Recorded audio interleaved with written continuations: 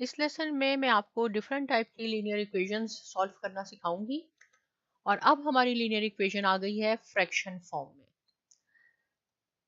Fraction form है 2 divided by 3 multiply by y is equal to 1/8। Same function आपने perform करना है, आपने y की वैल्यू फाइंड आउट करनी है, y इसमें वेरिएबल है। देखिए अभी तक हम टू वेरिएबल्स लीनियर इक्वेशन पे नहीं पहुंचे हैं, अभी तक हमारा सिंगल वेरिएबल है y है। ये आपकी क्या है, जो मैंने आपको लास्ट टाइम भी बता चुकी हूँ, इसको हम कहते हैं ये लेफ्ट साइड इक्वेशन है, ये right hand side of the equation है। हमने यहाँ पे y की वैल्यू मालूम करनी है। मैं एक दफ़ा क्वेश्चन को दोबारा लिख देती हूँ, और ये बहुत सिंपल क्वेश्चन है, बहुत इजी है कि फ्रैक्शन अगर आपके पास मौजूद हो तो आपने वेरिएबल की वैल्यू कैसे मालूम करनी होती है। देखें y एक वेरिएबल है जिसकी हमने वैल्यू फाइंड आउट करनी है, और इसके साथ क्या है 2/3 या 2 डिवाइडेड बाय 3, और इन दोनों को बीच में कोई रिलेट नहीं है साइन प्लस माइनस का, इट मीन्स के मल्टीप्लिकेशन है। तो हमने क्या करना है, इसका इन्वर्स करना है। सिर्फ हमें y चाहिए, हमें इसके साथ कोई इंटीजर नहीं चाहिए, कोई प्लस माइनस नहीं चाहिए। तो ये 2/3 है, ये कैसे खत्म होगा, ये खत्म होगा अगर मैं इसको 3/2 कर दूं। राइट, ये देखें 2 न्यूमरेटर में था और 3 डिनोमिनेटर में था।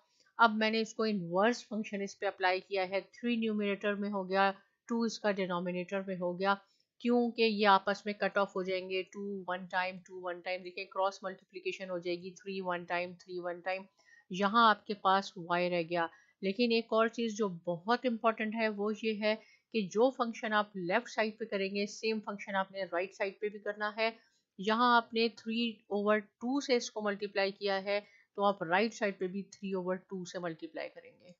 ये इसका लीनियर इक्वेशन सॉल्व करने का बहुत इंपॉर्टेंट पॉइंट होता है कि जो फंक्शन आप वन साइड पे कर रहे हैं, अगर सपोज कोई फंक्शन आपने राइट हैंड साइड पे किया है तो आपने लेफ्ट पे करना है, लेफ्ट पे किया है तो राइट पे करना है। अब आप इसको मल्टीप्लाई कर दें, 3 1 टाइम 3 और 3 8 2 टाइम 16, ये आपके पास आ गई y की वैल्यू।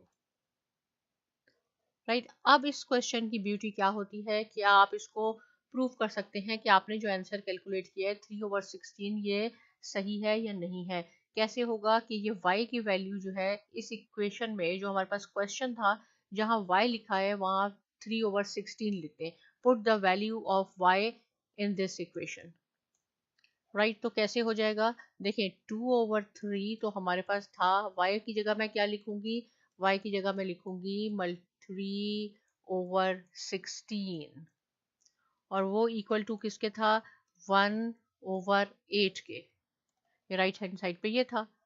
ये 3 से 3 क्रॉस आउट हो गया, 2 1 टाइम 2 2 8 टाइम 16, आपके पास लेफ्ट साइड पे आ गया 1/8, और आपके पास राइट साइड पे भी यही है 1/8, means left hand side equal to right hand side, it means ये आपका आंसर बिल्कुल सही है।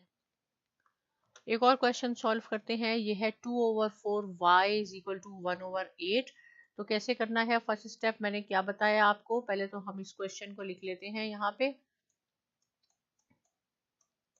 कि आपने y की वैल्यू फाइंड आउट करनी है। इसमें भी वेरिएबल हमारे पास y है, और आप कुछ भी ले सकते हैं, a b c x y, जो भी आपकी मर्जी। 2 डिवाइडेड बाय 4, देखिए y के साथ ये है 2 डिवाइडेड बाय 4, आपने इसको यहाँ से खत्म करना है। तो ये कैसे हो जाएगा, अगर मैं यहाँ पे 4/2 से इसको मल्टीप्लाई कर दूं, देखें ये 2/4 था, इसको 4/2 से इन्वर्स करके हमने इसलिए किया है कि ये आपस में कट ऑफ हो जाएंगे, हमें सिर्फ y चाहिए। लेकिन ये फंक्शन 4/2 हमने लेफ्ट साइड पे किया है, तो सेम फंक्शन आपने राइट साइड पे भी करना है। यहाँ क्या हुआ, 2 1 टाइम, ये तो आपके पास सब क्रॉस हो गए, आपके पास यहाँ रह गया only y। So y is equal to 4 1 time 4 2 time, y की वैल्यू आपके पास हो गई 1/4। राइट, ये y की वैल्यू है। अब हमने प्रूव करना है कि जो y की वैल्यू आई है, ये क्वेश्चन आपका सही है या नहीं है। इस क्वेश्चन में जहां y है वहां आप 1/4 लिखेंगे। तो आप इसको मैं यहाँ कर देती हूँ 2/4, y की वैल्यू है 1/4 इक्वल टू 1/8। हमने देखना है कि लेफ्ट हैंड साइड और राइट हैंड साइड दोनों इक्वल होनी चाहिए। 4 1 टाइम, 4 2 टाइम, तो ये हो जाएगा 1/8 इक्वल टू 1/8। देखें ये भी हमारा सेम हो गया। इट मीन्स आपका ये y की वैल्यू 1/4 बिल्कुल ठीक आई है। लास्ट क्वेश्चन डिस्कस करते हैं। इसमें क्या है, a वेरिएबल है 4/8। आपने सिर्फ इसमें a की वैल्यू फाइंड आउट करनी है जो आपके पास वेरिएबल है, डिवाइडेड बाय 2/4। कैसे, आपको सिर्फ यहाँ a चाहिए तो आप इसका इन्वर्स कर दें, और यहाँ 8/4 आपने किया तो आपने राइट साइड पे भी 8/4 से ही इसको मल्टीप्लाई करना है। ये आपस में कट ऑफ हो गए। आपके पास यहाँ रह गया a इज इक्वल टू, देखें 4 1 टाइम 4, 4 2 टाइम्स 8, 2 1 टाइम 2, 2 2 टाइम 4, और 2 1 टाइम 2 1 टाइम, ये सब कट के a की वैल्यू आपके पास आ गई 1। याद रखें जब आप ये करते हैं, जैसे ये मल्टीप्लाई का साइन है, देखिए ये ऐसे जा रहा है।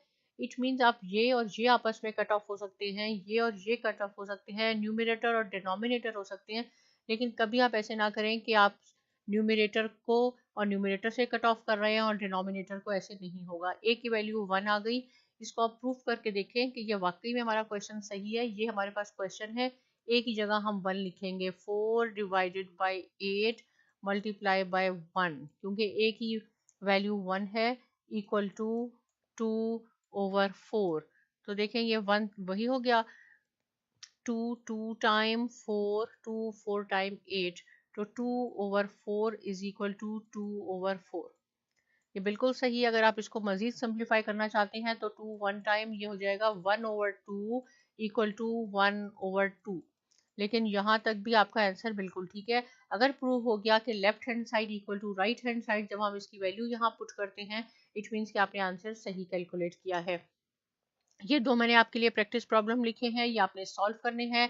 और पहले का answer b is equal to 1 आएगा, c इज इक्वल टू 2 आएगा। आप इसमें पुट करेंगे और चेक करेंगे कि बोथ साइड्स इक्वल है, लेकिन पहले आपने सॉल्व करना है, फिर आपने आंसर देखने हैं। कोई क्वेश्चन है कमेंट सेक्शन में लिख सकते हैं। साइमा एकेडमी को सब्सक्राइब करना बिल्कुल ना भूलिए, और बहुत शुक्रिया।